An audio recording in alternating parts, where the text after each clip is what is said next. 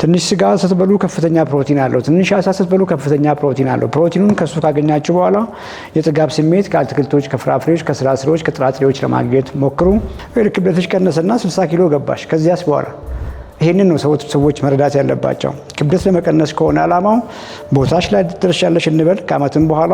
ከዚያ በኋላ ተመልሰሽ ግን እነዚህኑ ምግቦች ዋና የምታደርጊ ከሆነ እንደዛም አይሰራም። ዱቄት ያልሆኑ ወይም ደግሞ ፕሮሰስ ያልተደረጉ ካርቦና ፋቶችን ተመገቡ። ቋሚ ነው የሚሆነው። ምግባችሁ ላይ ዘይት አታብዙ፣ ቅቤ አታብዙ፣ ክሬም እንደዚህ ፋት፣ በተለይ ፕሮሰስድ ፋቶች በቀላሉ ብዙ ልንመገባቸው የምንችላቸውን ኮምፕሊትሊ ሆልድ አድርጉ። ቋሚ ነው የሚሆነው። የነገ የመጀመሪያው ከነጋ በኋላ የመጀመሪያው ነገር ሐኪም ቤት ሄደ ሐኪሙን ሶሪ ነው ማለት ያለብህ። ሐኪሙ ኢንሱሊን ጀምር እያለ አንተ ሜትፎርም የምታደርግበት ምንም ግራውንድ የለህም።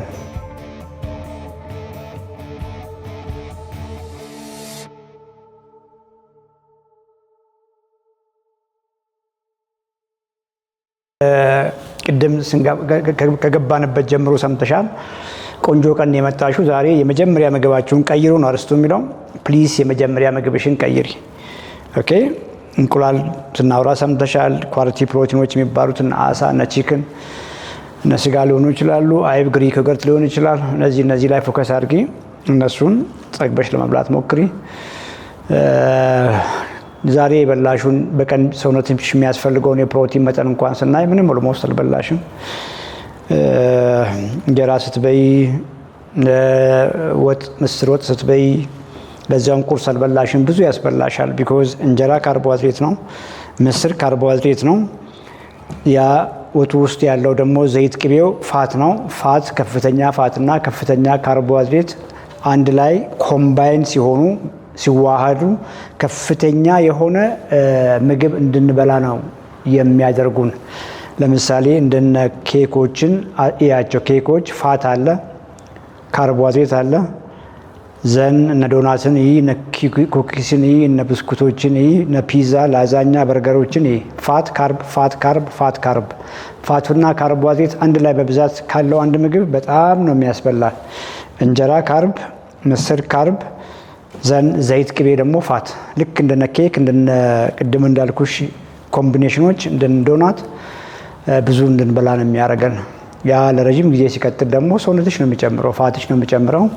ሊን ማስሽ ወይም ደግሞ እነ መስል ሰፈር ያደርጋሉ ማለት ነው። እና ሲሪየስ ሆኜ የምግብሽን ቤዝ ፕሮቲን አድርጊ። ከጎን ደግሞ እነ እንጀራ ዳቦን ከምታደርጊ አትክልቶችን፣ ፍራፍሬዎችን ከመሬት ስር ያሉትን ኢቭን ድንች፣ ስኳር ድንች የሚያፋፋ ነው ሰው የሚመስለው። ስኳር ድንች ተቀቅሎ ከፍሪጅ ውስጥ በተለይ ሆኖ ከምግቦቻችሁ ጋር ጎን ለጎን ስታደርጉት ከፍተኛ የሆነ የማጥገብ ብዙም ሳትበሉ ስቶፕ ያደርጋቸዋል። ከፍተኛ ክብደት አለው፣ ከፍተኛ ቮሊዩም አለው፣ ፋይበር አለው፣ ከፍተኛ ውሃ አለው። በተፈጥሮ ድንች፣ ስኳር ድንች ውሃ ነው የያዙት። ዘን ሲቀቀሉ ደግሞ ብዙ ውሃ ነው የሚመጡት። ከፍተኛ የሆነ የማጥገብ ስሜት አለው። እንግዲህ እሱን ቺፕስ አይደለም ማውራው፣ ወይም ደግሞ ፍሬንች ፍራይስ አይደለም ማውራው፣ ወይ ደግሞ ማሽድ ቦታቶ ሆኖ ክሬም የገባበት ቅቤ ዘይት የገባበት አይደለም ማውራው። በኤር ፍራይር ሊሆን ይችላል። በውሃ ተቀቅሎ ድንች፣ ስኳር ድንች ከፍተኛ ማጥገብ ስሜት አላቸው። እህሎቹም ደግሞ እነ ምስር፣ ባቄላ፣ ብሎቄ እንደዛ ኩክ ሲደረጉ በጣም ውሃ ይዛሉ፣ ፋይበር አላቸው፣ የማጥገብ ኃይል አላቸውና ቅድም ያልኩሽን እነ ስጋ፣ አሳውን ከተወሰነ ብዙ ነው የሚመስለው ሰው። አሁን በጣም ትንሽ ማለት ትንሽ መጠን ትንሽ ስጋ ስትበሉ ከፍተኛ ፕሮቲን አለው። ትንሽ አሳ ስትበሉ ከፍተኛ ፕሮቲን አለው። ፕሮቲኑን ከሱ ካገኛችሁ በኋላ የጥጋብ ስሜት ከአትክልቶች፣ ከፍራፍሬዎች፣ ከስራስሮች፣ ከጥራጥሬዎች ለማግኘት ሞክሩ። ሁሉንም አንድ ላይ ኮምባይን ስታደርጉ ደግሞ በጣም ከፍተኛ የሆነ ኒውትሪሽን ይሰጣችኋል። ሰውነታችሁ በቂ ምግብ ያገኛል። እግረ መንገድ ደግሞ ሄዶ ሰውነት ላይ የሚጠራቀም ዘይት፣ ቅቤ እግረ መንገድ ደግሞ ልክ እንደነ ከዱቄት የሚሰሩ ምግቦች ብዙ ስለማያስበላችሁ ስቶር የምታደርጉት ፋት አይኖርም ማለት ነው። በዚያ መንገድ ለማድረግ ሞክሪ። ወክ አርጊ። ክብደት ለማንሳት ሞክሪ። ገና ወጣት ልጅ ነሽ። ያንን ኮምባይን አድርገሽ በየጊዜው ይሄን ስታደርጊ ደግሞ እንደ ላይፍ ስታይል ያዥ። የሆነ ለክብደት አድርገሽ ምናምን ወይ ክብደትሽ ቀነሰና 60 ኪሎ ገባሽ። ከዚያስ በኋላ ይሄንን ነው ሰዎች መረዳት ያለባቸው። ክብደት ለመቀነስ ከሆነ አላማው ቦታሽ ላይ ትደርሻለሽ እንበል ከአመትም በኋላ። ከዚያ በኋላ ተመልሰሽ ግን እነዚህኑ ምግቦች ዋና የምታደርጊ ከሆነ እንደዛም አይሰራም። ማውራቸው ምግቦች የቀናችሁን የፕሮቲን ታርጌት በየቀኑ አድርጉ የሚለው ነገር ላይፍ ሎንግ ነው የሚሆነው። ሄልዚ ካርብ፣ ሄልዚ ፋት፣ የተመጠነ ካርቦሃይድሬት፣ ዱቄት ያልሆኑ ወይም ደግሞ ፕሮሰስ ያልተደረጉ ካርቦና ፋቶችን ተመገቡ። ቋሚ ነው የሚሆነው። ምግባችሁ ላይ ዘይት አታብዙ፣ ቅቤ አታብዙ፣ ክሬም እንደዚህ ፋት፣ በተለይ ፕሮሰስድ ፋቶች በቀላሉ ብዙ ልንመገባቸው የምንችላቸውን ኮምፕሊትሊ ሆልድ አድርጉ። ቋሚ ነው የሚሆነው። ከጊዜ በኋላ ቋሚዎች ያልኳችሁ ላይ ተጨማሪ እንጀራን፣ ዳቦን እነዚህ የምንወዳቸው ምግቦች መነካካት ኢሹ አይሆንም። ሶ ዋናው ቤዝ ዋናው ኮር ይቀጥላል። ወካችሁም ቀጣይነት ያለው ነው የሚሆነው። ክብደት ማንሳቱም ቀጣይነት ያለው ነው የሚሆነው። ያ ሲሆን ነው ሰውነታችሁን እየገነባችሁ ሻል ያለ ጡንቻ ዲቨሎፕ እያደረጋችሁ ስትሄዱ ከጊዜ በኋላም የምትፈልጉበት ታርጌት ላይ ስትደርሱም የተለያዩ የምግብ አማራጮችን ብዙ ጊዜ የምንወዳቸው ምግቦችን እየበላችሁ መቋቋም የምትችሉት። ሶ እንደ ጊዜያዊ ቻሌንጅ አታድርጊ። ካሮት ያልሽው እውነት ለመናገር ያን ያክል የተለየ ነገር የለውም። አሁን ባልኩሽ መንገድ ግን በቂ ፕሮቲን እያገኘሽ ቅድም ባልኩሽ መንገድ እየተመገብሽ ተጨማሪ ካሮትና ሎሚ አድርገሽ ጂንጀር ያልሽው ምንም ችግር ላይኖረው ይችላል። ቢኮዝ ካሮት ነው፣ ጂንጀር ነው፣ ሎሚ ነው። የተለየ ከፍተኛ ኃይል ቢያንስ እንደነጁ ሌሎች ጁሶች እየወሰድሽ አይደለም። ያም በመሆኑ ችግር አለው ብዬ አላስብም። ግን ላልሹ አላማ ይሆናል ብዬ አላስብም። ቢኮዝ መክሳት ከሆነ ዝም ብለሽ ምግብ አቁመሽ ውሃን ብትጠጪ ትከሻለሽ። የከሳሹ ግን ውሃው አይደለም ያከሳሽ። ልክ ጂንጀርና ካሮት ስትጠጪ ሎሚ ጋር አድርገሽ ስትጠጪ እሱ አይደለም ያከሳሽ። ኦቨርኦል የምትመገቢው ምግብ ታች በመሆኑ በረሃብ መንገድ ነው የምትከሺው ማለት ነው። በረሃብ መንገድ መክሳት ደግሞ ኮምፕሊትሊ ቀጣይነት የለውም። በዚያ መልክ አንደርስታንድ አድርጊ። ይበቃሻል እያለሽ ነው እንግዲህ ፍቅር ሌላ ሰው ካስገባች ይበቃችኋል እንደማለት ነው። ፐርሰናል ጋይዳንስ ካስፈለገሽ እነ ፍቅርን ኮሚኒኬት አድርግ።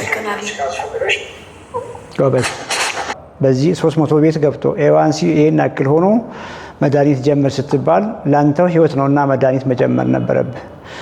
መድኃኒት ጀምረ አላማ ስኳሪ ታይፕ 1ም ሆነ ታይፕ 2 አላማ በየትኛውም መንገድ አኗኗርህን ቀይረ አመጋገብህን ቀይረ የስኳር ቁጥርህን ኒር ኖርማል ማምጣት ነው። ስኳር ከሌለባቸው ጓደኞች እኩል ስኳርህን ማምጣት ነው። አየህ፣ ታይፕ 2ም ቢሆን ያንተ ጎል ይሄ ነው የሚሆነው። ላዳም ቢሆን ያንተ ጎል ይሄ ነው የሚሆነው። ታይፕ 1ም ቢሆን ያንተ ጎል ይሄ ነው የሚሆነው። አየህ፣ ታይፕ 2ም ቢሆን መድኃኒት እየወሰድክ ነው። ምግብህን ቀይረ ኤክሰርሳይዝ እየሰራ ስኳር ደህና ሲሆን ሐኪሞች ሲያምኑበት ላይፍ ስታይልህን ስትቀይር እስቲ አቁም ይሉሃል። አየህ፣ ውሳኔ መምጣት ያለበት ከህክምናው ካከሙ ሐኪሞች ነው። ታይፕ 1 ብትሆን እንዳልከው መድኃኒት ጀምር ይሉሃል፣ ኢንሱሊን ጀምር ይሉሃል። ኢንሱሊንን ትጀምራለህ። ለሐኪሞቹ አመጋገቤን መቀየር ፈልጋለሁ፣ ላይፍ ስታይሌን መቀየር ፈልጋለሁ፣ ስፖርት መስራት ፈልጋለሁ ብለህ ታማክራቸዋለህ። ይህንን አንደርስታንድ ስለሚያደርጉ የጀመሩልህን መድኃኒት ይቀንሱልሃል። ለምንድን ነው የሚቀንሱልህ? የምትበላቸው ምግቦች ከፍተኛ ኃይል ሰጪ ምግቦች እስካልሆኑ ድረስ በቂ ፕሮቲን እየተመገብክ ከጎን ደግሞ ሁልጊዜም እንደምናወራው በፋይበር የበለጸጉ ምግቦችን ኮምባይን ስታደርግ የምትወስደው የኢንሱሊን መጠን ይቀንሳል። ያንን አንተ ምናልባት ማወቅ ስለማትችል ሐኪሞቹ ይቀንሱልሃል ማለት ነው። እየተቀነሰልህ ወክ እያደረግ ጡንቻህን እየገነባ ስኳርህ ወደ ኖርማል ይመጣል። አየህ፣ ሄሞግሎቢን ኤዋንሲ 11 ያልከው ወደ 5 ቤት ይመጣል ማለት ነው። 5.1 5.2 ይመጣል። ያ ሁሉ ሲሆን የተጀመረልህን መድኃኒት እየተቀነሰልህ ነው። አየህ፣ መድኃኒቱ እየተቀነሰልህ ነው። ትንሽ መድኃኒት መውሰድና በጣም ብዙ ዶዝ መድኃኒት መውሰድ አንድ አይደለም። አንተም ከጊዜ በኋላ ደግሞ እንቅስቃሴ እያደረክ ነው። ቦርጫም አትሆንም፣ ኢንሱሊን ሬዚስታንት አትሆንም። ይሄ በመሆኑ ደግሞ ቀሪ ዘመንህን ስኳር የሚያመጣቸው ኮምፕሊኬሽኖች ለረዥም ጊዜ አንተ ጋር ሳይመጡ አብረህ ትኖራለህ ማለት ነው። ሌላኛው መንገድ ታይፕ 1 ነህ እንበልና አሁን መድኃኒት መጀመርህ አይቀርም። ኢንሱሊን ተጀመረልህ። ኢንሱሊን ተጀምሮልህ ምንም ወክ አታደርግም፣ ኤክሰርሳይዝ አታደርግም።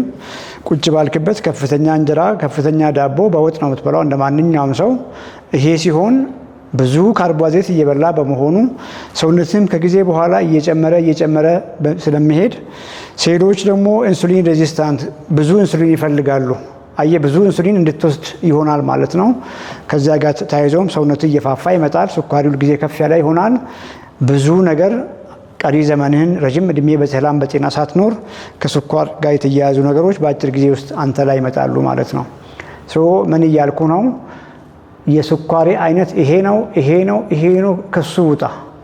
እውነት ለመናገር የስኳሬ አይነት ታይፕ 2 ይሁን ላዳም ይሁን ሞስት ላይክሊ አንተ ላዳ ሊሆን ይችላል። 30ዎቹ ዓመት እድሜ ላይ ነው እንግዲህ ይሄ ሀፕን ያደረገው። ስኳር ተገኝቶብህም ዲኬ ላይ አልገባህም። ቢኮዝ ታይፕ 1 ቢሆን ጣፊያ ምናልባት ምንም እያመረተ ባይሆን ያለ ኢንሱሊን መቆየት ከባድ ነው የሚሆነው። የግድ ማንም ተኛ ሳይል ስለሚያም ራስህ ሆስፒታል ካልተኛ ህይወት አደጋ ላይ ስለሚሆን ትተኛለህ። የህክምና ተቋምም ላይ ቼክ ሲያደርጉ ዲኬ ያለብህ የግድ ያስተኛል ብሎ ያስተኙ ነበር። ምናልባትም ያንተ ኬዝ ከነገርከኝ እድሜ ከነገርከኝ ኪሎ አንጻር ላዳ ሊሆን ይችላል። ጣፊያ ትንሽ እያመረተች ሊሆን ይችላል። እውነት ለመናገር ይሄ ስለ መንስኤ ነው። መንስኤው አይጠቅምህም ነው እኔ እያልኩ ያለሁት። ገብቶሃል? ስኳር ታይፕ 2 ይሁን ታይፕ 1 ይሁን ላዳ ይሁን እሱ አይደለም ዋናው ነገር። ዋናው ነገር ሐኪሞች የሚሉትን ስማ። ጣፊያ እያመረተች መሆን አለመሆኑን ቀጥተኛ ሄደ ፋስቲንግ ኢንሱሊን መታየት ትችላለህ። ሲፔፕታይድ መታየት ትችላለህ። ይሄ ጀስት የስኳሩን አይነት ለመለየት ነው። ከዚያም በኋላ ግን የምታደርገው ነገር ቅድም እንዳልኩ አንድ ነው። ቀሪ ዘመንህን ቦርጫም ሳትሆን ቀሪ ዘመንህን የተሻለ ጡንቻ እየገነባህ መኖር ነው። አየህ የአይን ጉዳት የሚያመጣው የኩላሊት ጉዳት የሚያመጣው የስኳሩ አይነት አይደለም። ስኳር ታይፕ 1ም ሆነ ታይፕ 2 ወይም ላዳም ቢሆን ያልተቆጣጠርከው ስኳር ነው ይሄን የሚያመጣው። ስኳርን ደግሞ ወደ ኖርማል ማምጣት መንገዶቹ ሁልጊዜም የማውራቸው ናቸው። ለታይፕ 2 ማውራው ዘ ሴም ቲንግ ነው። የተሻለ ሰውነት፣ ጠንካራ ጤናማ ሰውነት፣ አነስተኛ ስብ።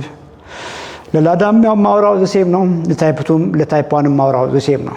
እንግዲህ ሜዲኬሽኖቹ ብዙ ጊዜ ታይፕ 1ዎች የሚወስዱት ወይም ደግሞ ላዳ ስኳር ያላቸው ሰዎች ኢንጀክተብልስ ስለሚሆኑ ብዙ ጊዜ ኢንሱሊን ላይ ስለሚሆኑ ፎሎ አፕ ዋይዝ የሚወስዱት የቀን ካርቦሃይድሬት ዋይዝ የፕሮቲን የፋት ሬሾ እነዚህ ትንሽ ልዩነቶች ሊኖሩ ይችላሉ።